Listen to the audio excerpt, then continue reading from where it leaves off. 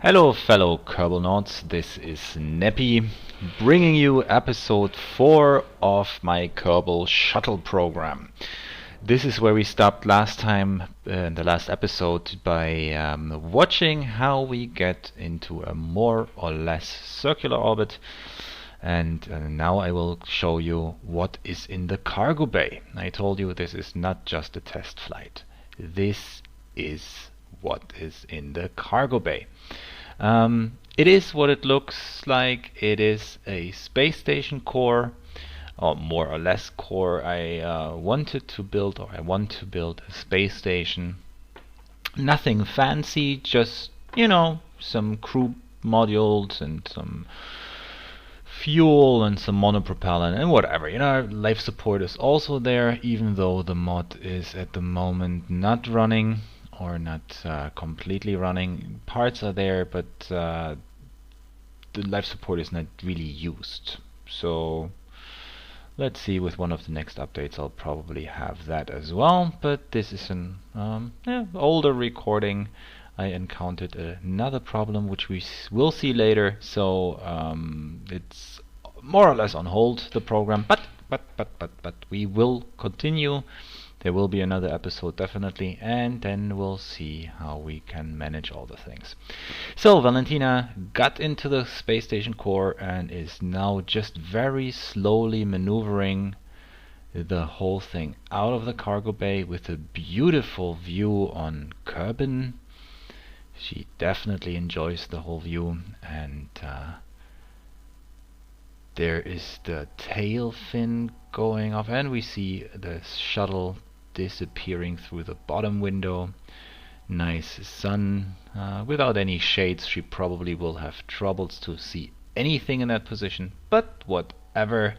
She is getting out, maneuvering the whole space station core into its, let's say, supposed orbit.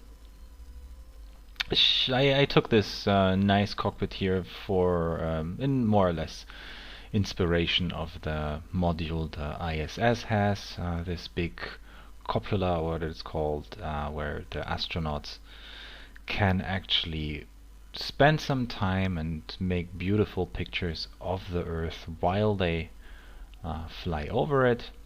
And we're just putting it into a position here.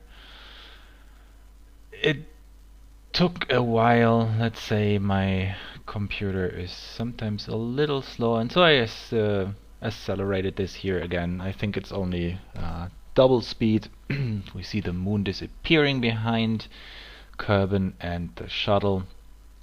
Valentina's thinking, can I close the bay from here? Maybe I should get back in. That's what she's doing now, or trying to do.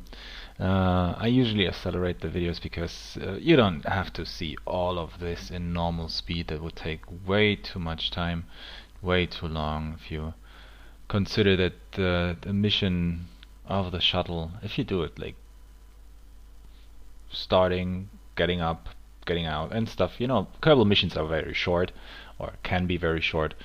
So mission timer here is just 29 minutes, so apparently that's all we had from now until here. The launch, getting in orbit, getting it out, 30 minutes. Nice. So we will have a little deorbit burn here, and then a vast cut, because you don't have to see the whole procedure of me checking where I want to land and realizing, oh, you can't get to the space center, so just land on whichever landmass you can find. So here we are, already deorbiting. We're still in almost orbital velocity, but only at 50 kilometers up. So as you can see on the nose, we already get the re-entry heat here. The atmosphere is getting thicker. And I try to hold this whole thing. As I say, it is quite stable, but if you're too, let's say, pushy for your orbit or your direction, then you might lose control. If you get too far off the prograde vector, which here in this instance is not a problem yet, or we'll see, but yeah, you can see here I'm just trying to decelerate as good as possible. Not really doing this S curve thingy to break down, to decelerate as good as possible, but you see, well, it's also accelerated, of course, because this whole procedure always takes like 20 minutes or so.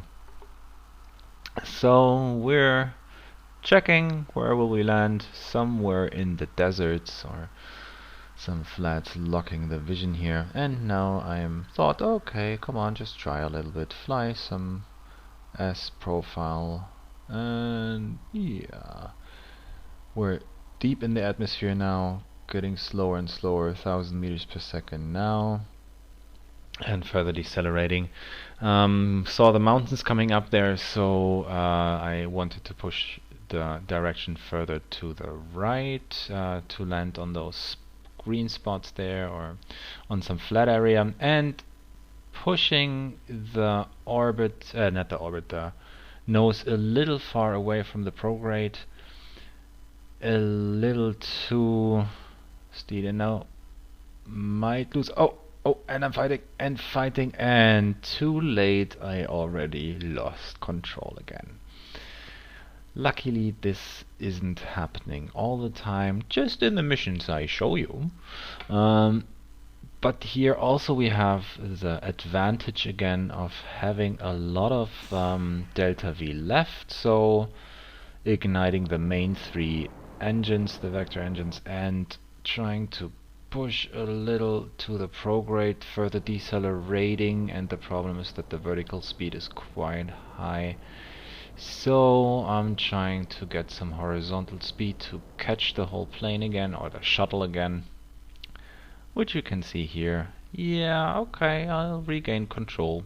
So I'm able to land this thing back to a little accelerated view here. So now trying again and being more careful about the prograde vector or the relativity to the prograde vector, so I don't lose control again, because now we're getting quite low in altitude and the life insurance is shrinking. So now just be careful and, you know, very smooth, very soft, try to land this thing.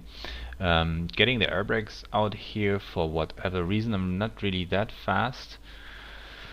And sorry, yeah, getting down, and probably will put the gear down in a second, because otherwise it will be a little too hard, the landing, probably.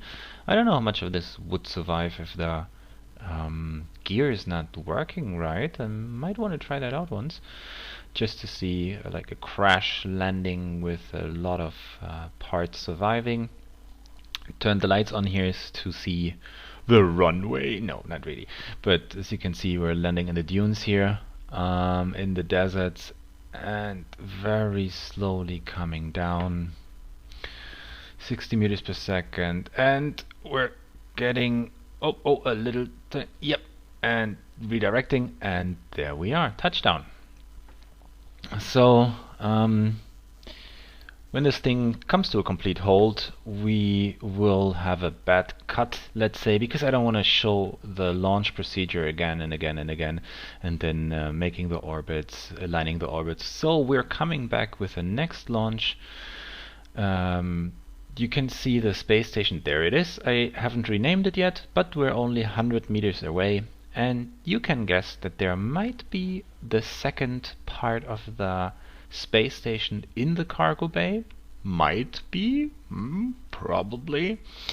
I have sometimes the trouble that the whole thing, the whole shuttle with this big launcher is constructed to carry around, or up to probably a little more, but 40 tons of payload in the cargo bay. And if I carry some parts that are not that heavy, let's say something around 10 or 15, because that can also already fill the cargo bay, depends on the parts and the size and stuff, then I need to readjust the vector engines, so they will throttle through, or will push through the center of mass better. I always just have to think about that or remember that for the next launch, or for the launch I'm doing, to readjust that. Might want to check if there's a more permanent solution. Some maybe adjustment in the middle of the two positions that you normally use. But here our space station core is coming up. We're stopped around 30 meters away from it. Relative distance to target is 0. And now we want to dock this whole thing to the station. For that, of course, somebody has to get out. First get the panels back in, and now I realize, oh wait, I can just transfer the whole thing, the crew. So Valentina volunteers again to maneuver the station. She is a great pilot, of course. No, I mean, Jebediah is as well, but we want to give the girls as much tasks as possible here. So decoupling it. And kind of now something started that I wasn't expecting so much. My computer really had troubles to hold up the frame rate here. I mean, if I'm playing the game itself, it's no problem. Oops, bumping around a little bit in the cargo bay until we find the right direction to get out. When I'm just playing the game, it's no problem for the computer, but as soon as I start recording videos, it might get a little slow, let's say. In this instance, it was still okay until now, but the end of the video, I had to accelerate a lot. This is, I think, just double time, or is it 4 time? Because it's a tedious process of docking, very slow. I have the alignment docking alignment indicator here. I just like it. You can do it with a nav ball basically, which doesn't show you the best alignment there, only shows you the direction, and the speed is a little hard. But here you can really maneuver very well into the docking port you're aiming at, and even have an alignment in the vertical and horizontal, and it's really nice. It's a really good thing.